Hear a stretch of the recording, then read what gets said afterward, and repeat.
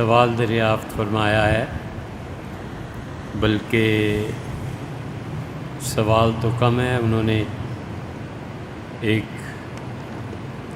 حکم فرمایا ہے کہ پرانے بزرگوں جن میں ابن عربی، ابو علی سینا، ابن رشد اور قاضی ایاز رحمۃ اللہ علیہ مجمعین کی کتابیں ہیں، ان کے ترجمہ کرنے والوں کے نام بھی بتا دیا کریں تاکہ کتاب ڈھونڈنے میں آسانی ہو، انگلش میں ہو یا اردو میں۔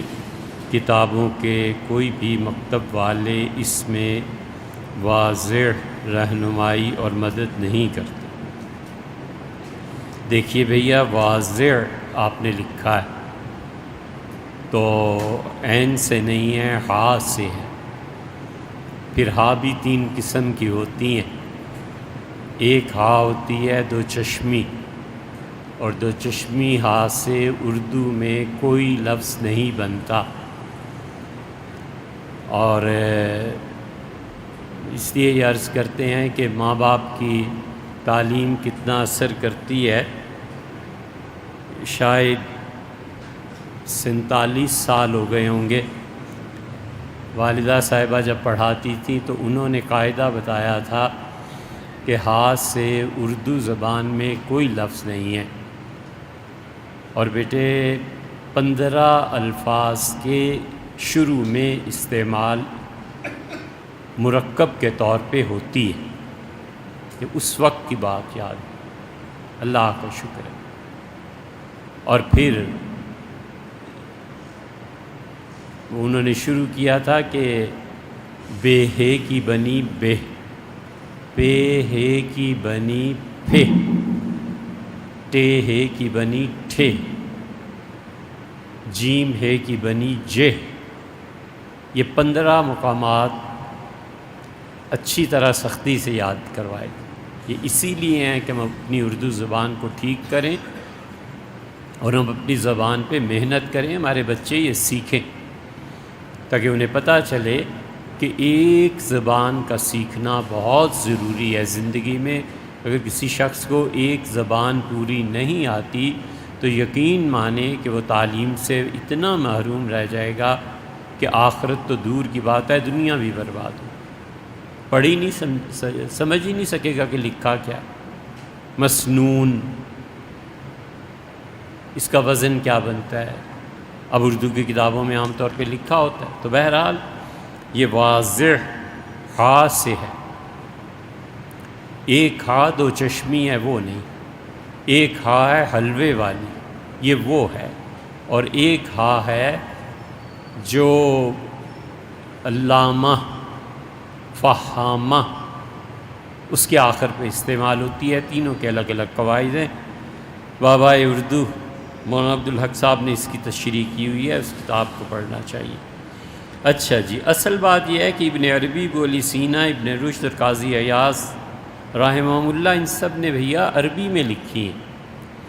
ترجمے پڑھنے سے کام نہیں بنتا، ترجمہ کچھ کا کچھ کر دیتے ہیں۔ اب بدترین ترجمے کی مثالیں اگر دیکھنی ہو تو ابن قیم رحمۃ اللہ علیہ کی کتاب زاد المعاد جو رئیس احمد جعفری ندوی نے کی ہے اسے پڑھ لیں، اردو ترجمہ پڑھیں اور اصل عربی پڑھیں، حیران رہ جاتا ہے آدمی کہ یہ کیا جھوٹ لکھا ہوا ہے اور یہ کیا الفاظ لکھے ہوئے ہیں۔ اس قسم کی تو کوئی چیز حضرت رسالت مآب صلی اللہ علیہ وسلم کے دور میں پائی بھی نہیں جاتی تھی۔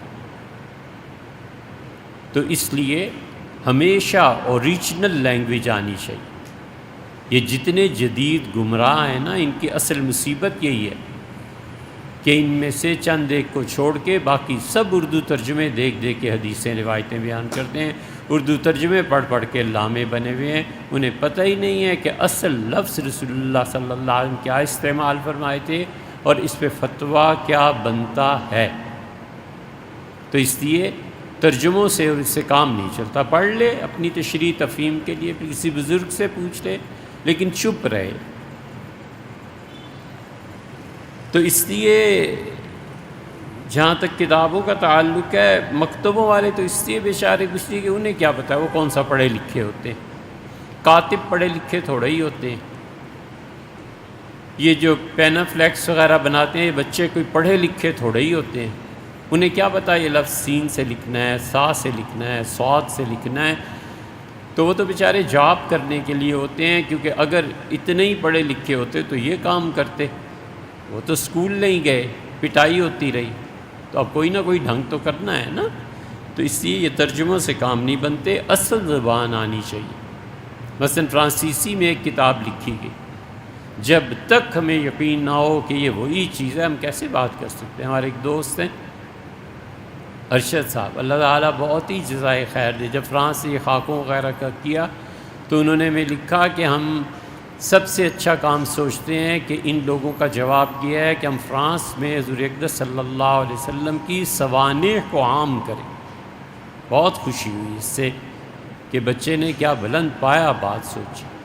اب جا کر ٹرانسلیٹر ملا ہے، اور 2 ہفتے پہلے انہوں نے کہا کہ یہ اس طرح اب فارسی فرینچ میں وہ ٹرانسلیشن $10,000 انہوں نے بھجوائے ہیں کہ آپ اس کو شروع کریں۔ عثمان علی میاں صاحب رحمۃ اللہ علیہ کتاب